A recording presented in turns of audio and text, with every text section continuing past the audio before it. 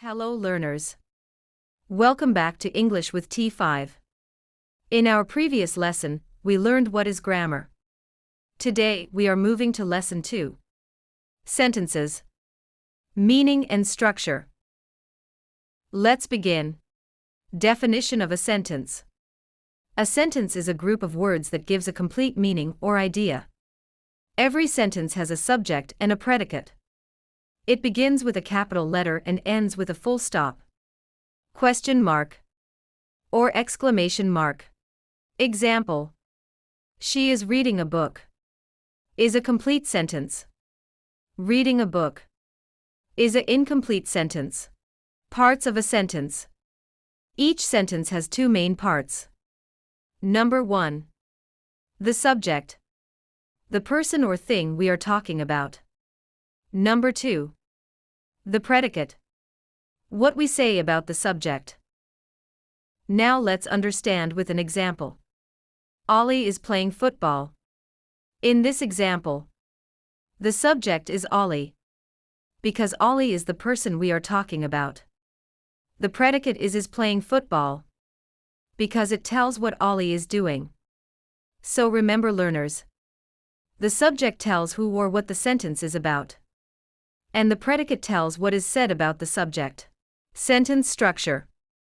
Now let's learn about sentence structures. There are 3 main types. 1. Simple sentence, one idea. Example: She dances beautifully. 2. Compound sentence. 2 ideas joined with words like and, but, or. Example: She dances beautifully and she sings well. 3. Complex sentence, one main idea and one or more dependent ideas. Example: She dances beautifully because she practices every day. Let's see a few more examples to understand better.